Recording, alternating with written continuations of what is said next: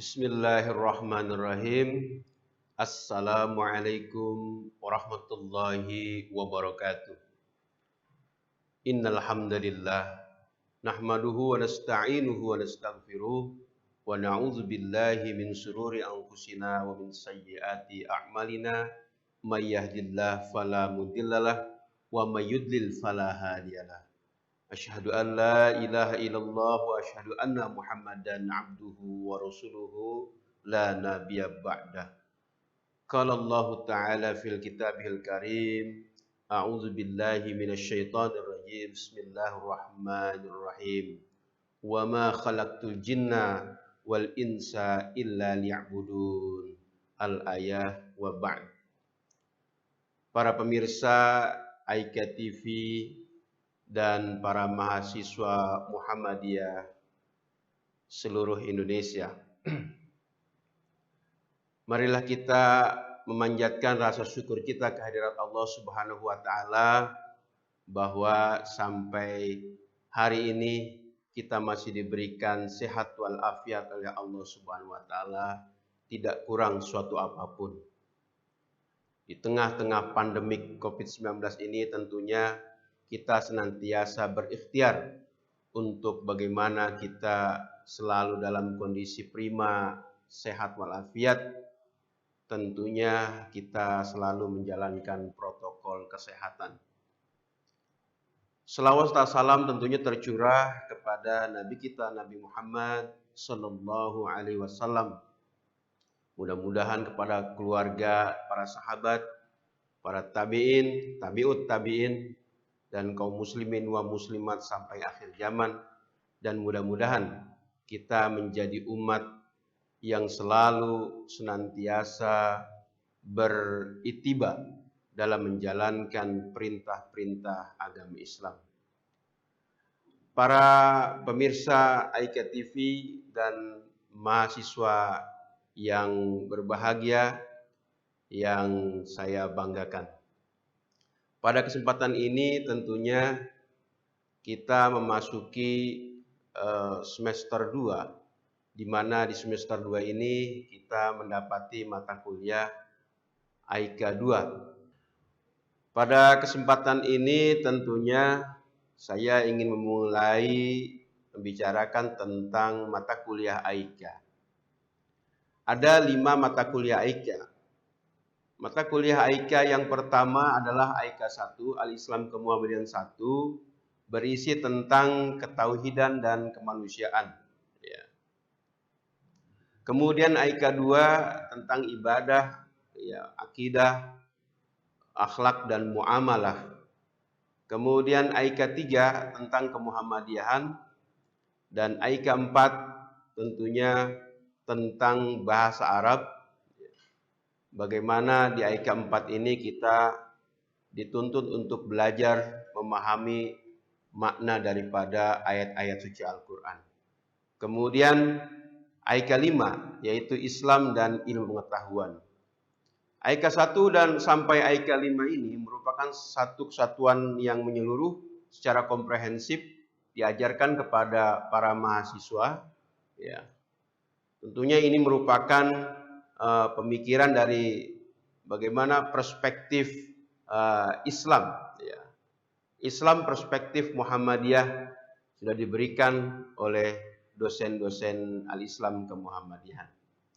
Pada kesempatan ini tentunya saya ingin memberikan materi di Aika 2 tentang masalah ibadah. Oleh karenanya, ya, masuk materi ibadah, di mana kita harus memahami apa itu ibadah.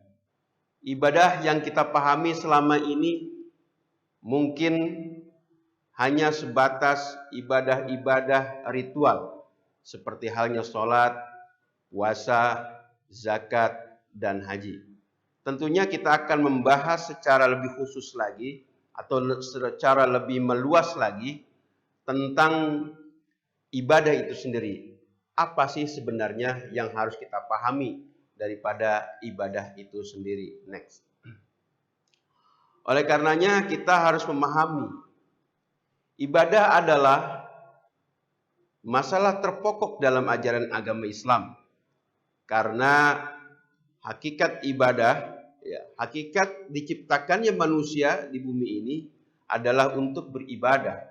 Sebagaimana tertuang di dalam firman Allah yang Al-Quran, Quran surat Az-Zariyat ayat 56. A'udzubillahi minasyaitonirrajim. Bismillahirrahmanirrahim. Wa ma khalaqtul jinna wal insa illa liya'budun. Dan tidak aku ciptakan jin dan manusia melainkan supaya mereka mengabdi kepadaku. Para pemirsa Aika TV dan para mahasiswa yang dimuliakan oleh Allah Subhanahu wa taala. Maka ibadah yang perlu kita pahami tentunya kita bisa lihat dari pengertian ibadah secara etimologi, secara kebahasaan. Next. Nah, secara kebahasaan ibadah berasal dari kata abada ya'budu ibadatan, yang berarti bisa mengesahkan Allah, beribadah dalam konteks serapan ke bahasa Indonesia, kemudian menyembah dan mengabdi kepada Allah Subhanahu wa taala. Ya. Kemudian juga ibadah itu bisa berarti ketundukan kita kepada Allah, ya. Kemudian juga bisa diartikan doa, ya. Next. Nah, sekarang bagi kita apa sih pentingnya ibadah itu? Ya, urgensi dari ibadah itu adalah ibadah hakikatnya ditujukan kepada Allah Subhanahu wa taala. Tidak lain dan tidak bukan. Kalau kita melakukan ibadah itu adalah ditujukan kepada Allah Subhanahu wa taala, ya. Nah, akan tetapi sesungguhnya Allah tidak memiliki kepentingan dari ibadah ini. Allah tidak butuh ibadah kita, ya. Karena ibadah yang kita lakukan sesungguhnya adalah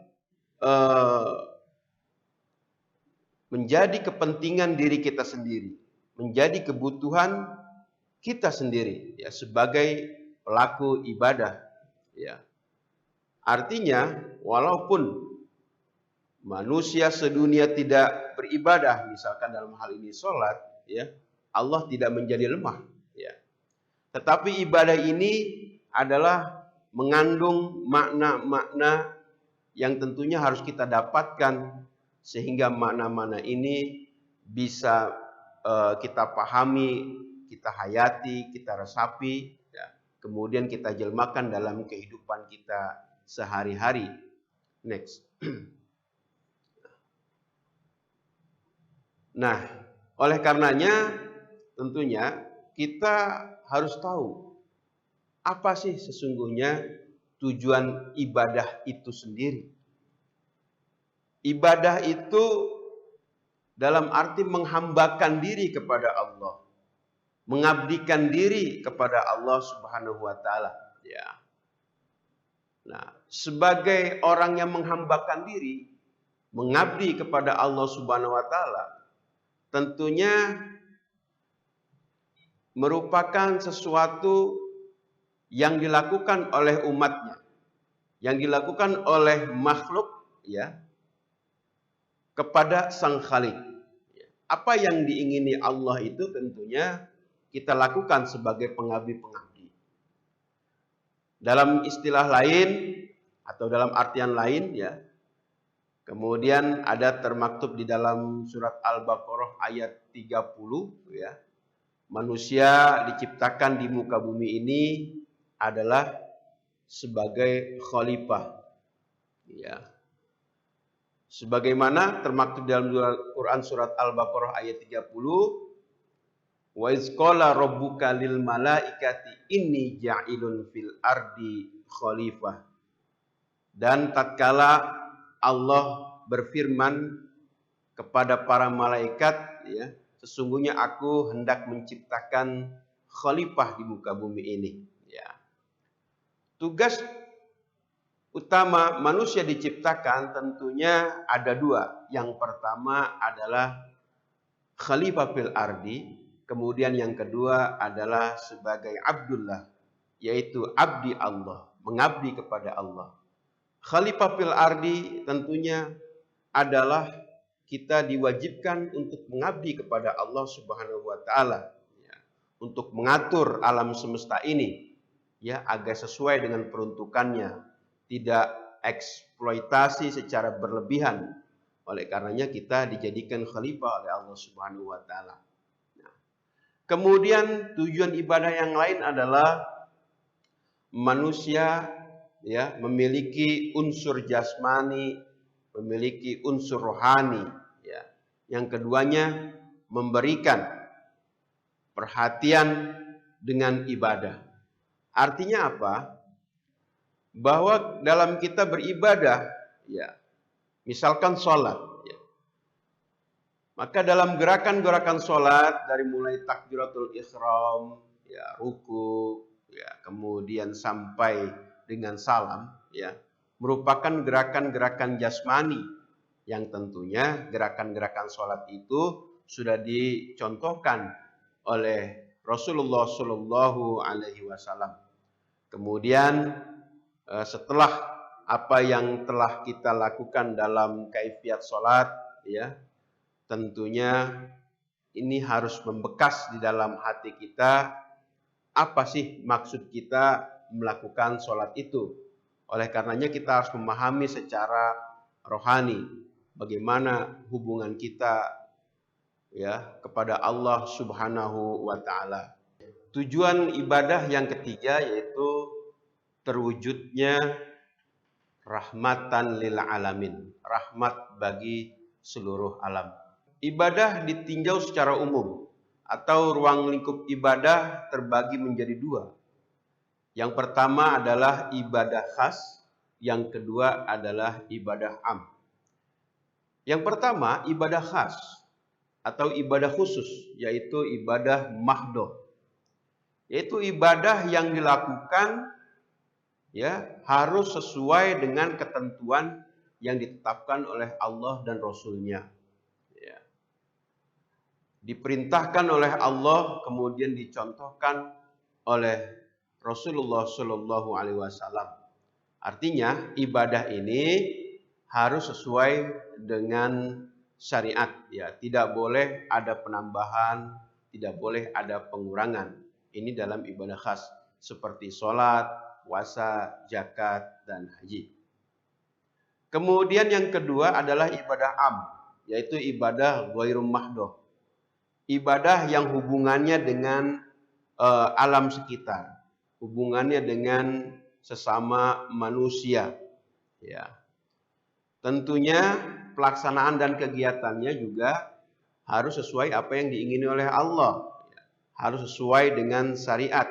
Tetapi dilakukan, ya, kita lakukan sesuai dengan situasi dan kondisi, ya, ibadah secara umum, ya.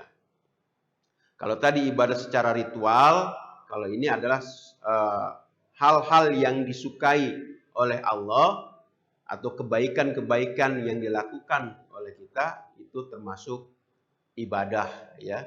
Dalam hal ini ibadah am, ibadah umum, yaitu ibadah ghairum mahdoh. Lanjut. Nah, kemudian macam-macam ibadah.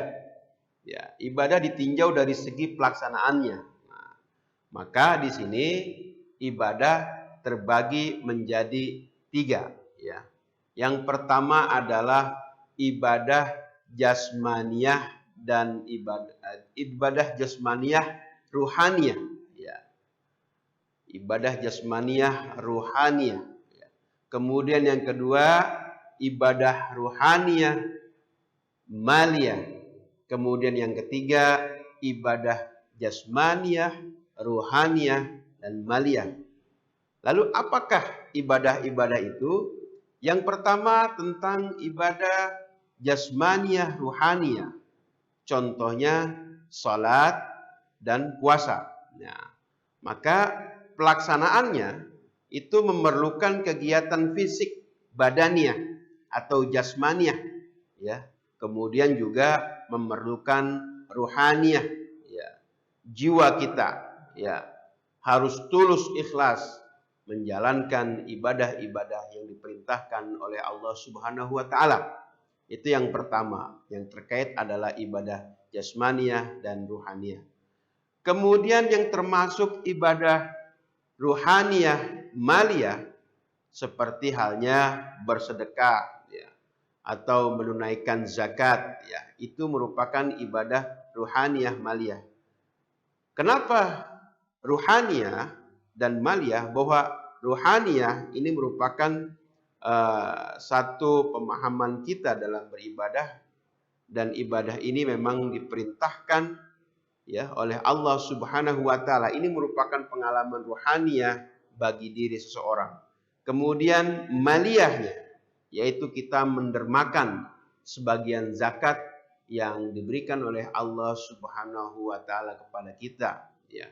Karena di dalam rezeki yang kita dapatkan tentunya ada hak-hak orang yang membutuhkan, ya.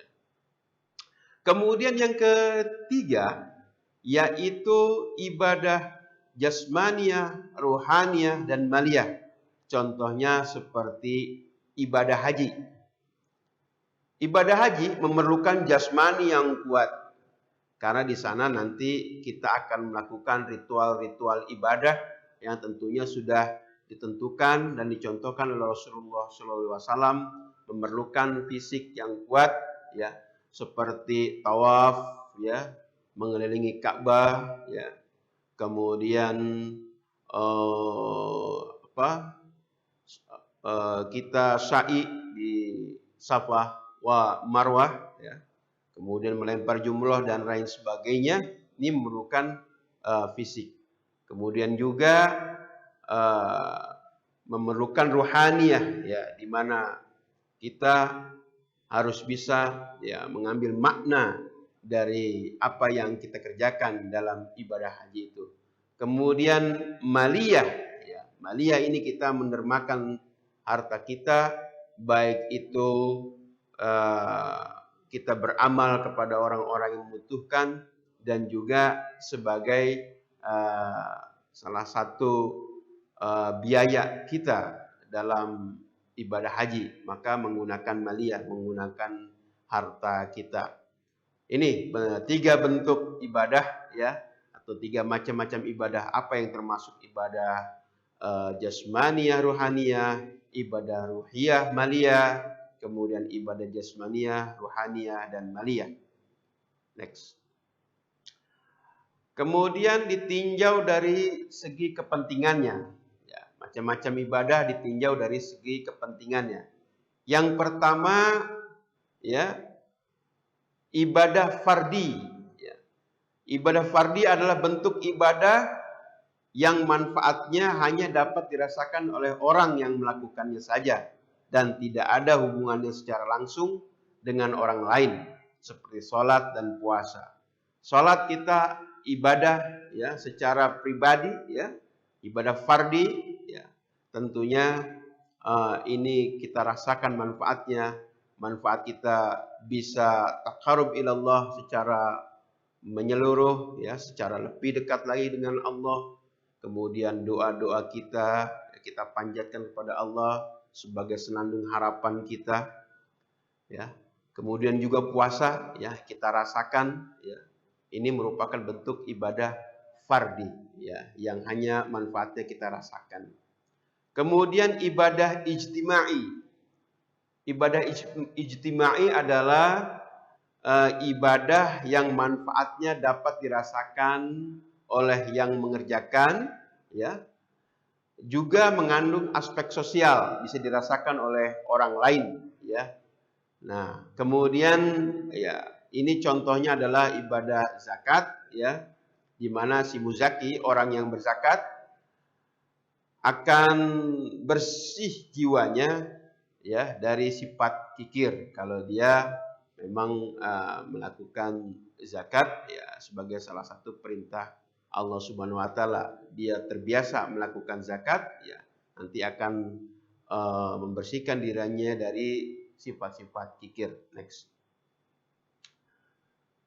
Kemudian ibadah yang ditinjau dari segi waktu pelaksanaannya. Maka ada dua macam juga ya. Yang pertama adalah ibadah muwaqqat.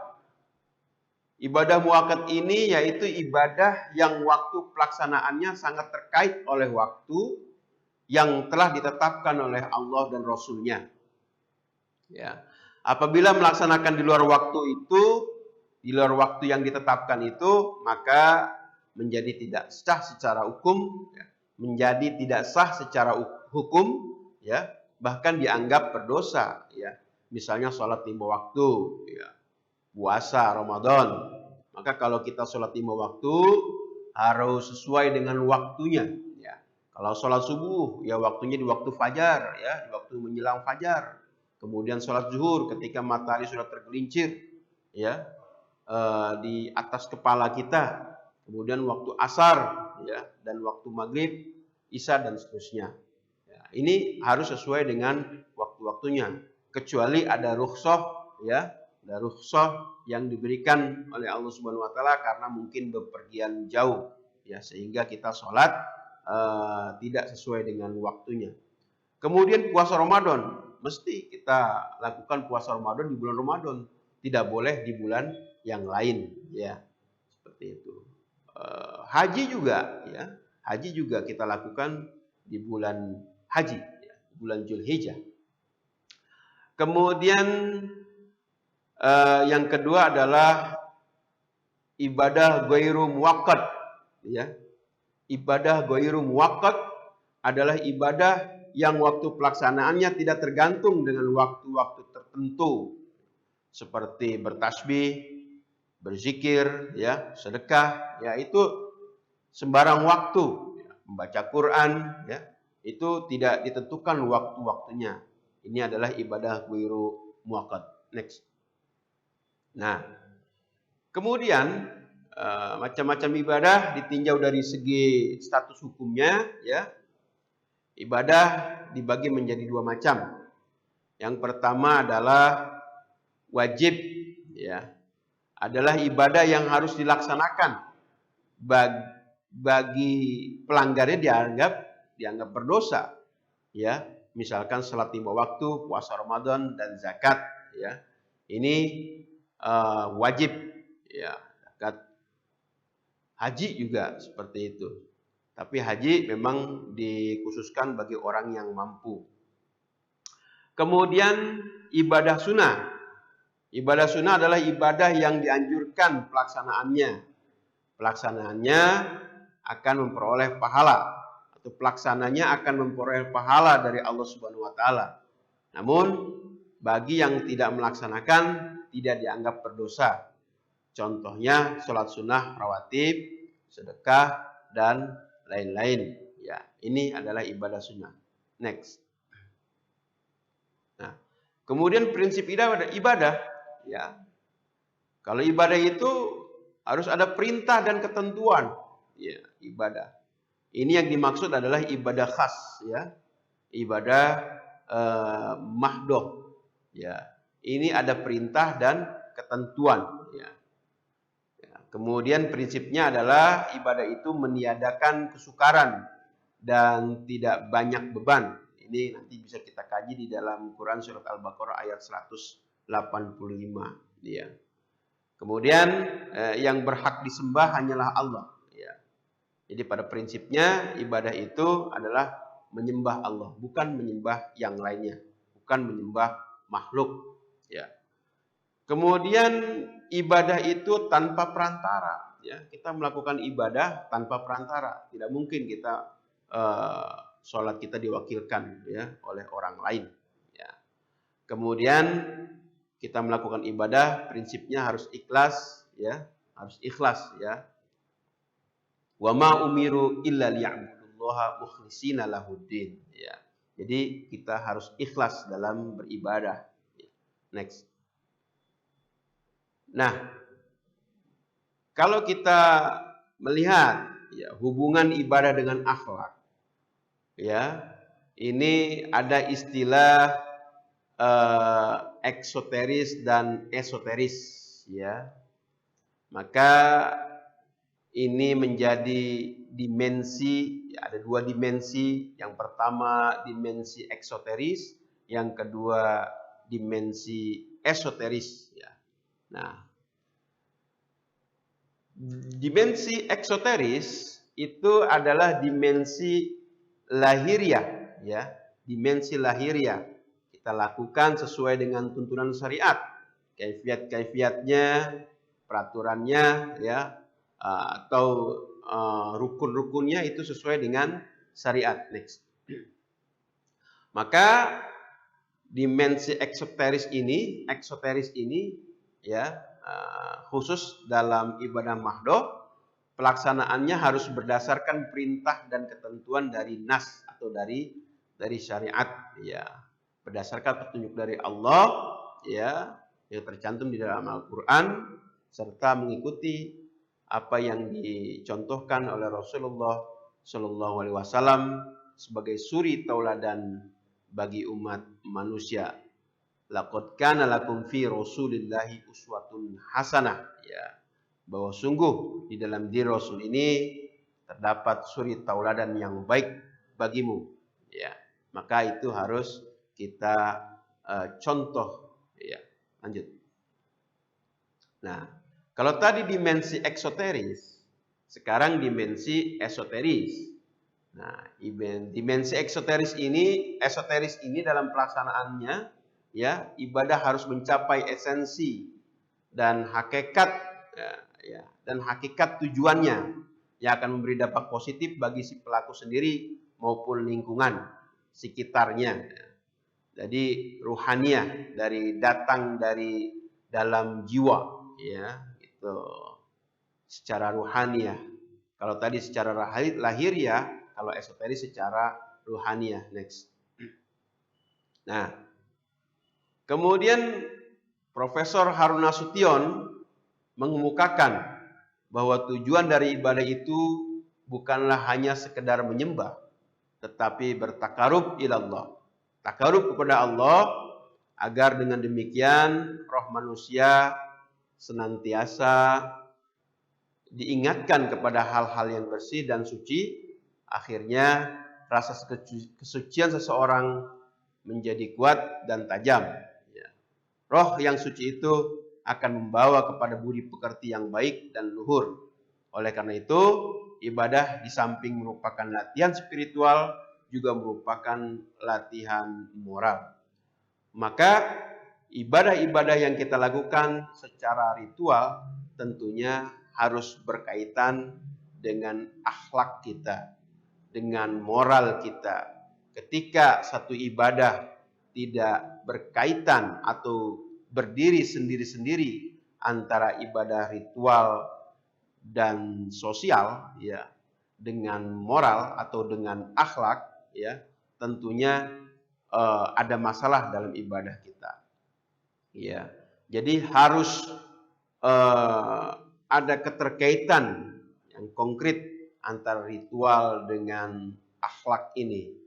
Tidak bisa kita rajin sholat tetapi akhlak kita buruk, ya. Ini berarti ada yang salah dari ritual yang kita lakukan. Kita tidak mendapatkan makna ibadah secara konkret, sehingga kalau kita mau menjadi orang yang akhlaknya baik, maka kita harus mendapati makna, ya, maknanya dengan baik, ya. Satu contoh, ya, misalkan ada oknum, ya, sholatnya rajin tetapi korupsi jalan terus, ya, STMJ, ya, sholat terus maksiat jalan, ya. Ini tentunya tidak diharapkan, karena sesungguhnya sholat itu inna sholata tanha anil fahsyai wal munkar. Sesungguhnya sholat itu dapat mencegah dari perbuatan keji dan munkar. Maka kalau ada orang sholat tetapi masih berbuat kemungkaran, ada yang salah dari sholatnya itu. Ya, tentunya kita melakukan sholat ya agar pribadi-pribadi kita menjadi suci, menjadi bersih, ya, sehingga kelakuan kita, akhlak kita juga menjadi lebih baik lagi. Para pemirsa IKA TV yang budiman, para mahasiswa Muhammadiyah yang ada, para mahasiswa Muhammadiyah di seluruh Indonesia yang saya banggakan, tentunya itu yang bisa saya hantarkan dari materi ibadah ini. Tentunya banyak sekali hal-hal yang belum bisa saya sampaikan di sini karena waktu juga yang membatasinya. Oleh karenanya kita tidak boleh cukup puas hanya sampai di sini saja, tetapi juga bagaimana kita bisa menggali lagi agar mendapatkan makna esensi dari ibadah yang kita lakukan selama ini. Mungkin itu, mohon maaf atas segala kekurangannya. Nasrun minallah wa fadlun qarib wa basyiril mu'minin. Wassalamualaikum warahmatullahi wabarakatuh. Audio Jungle.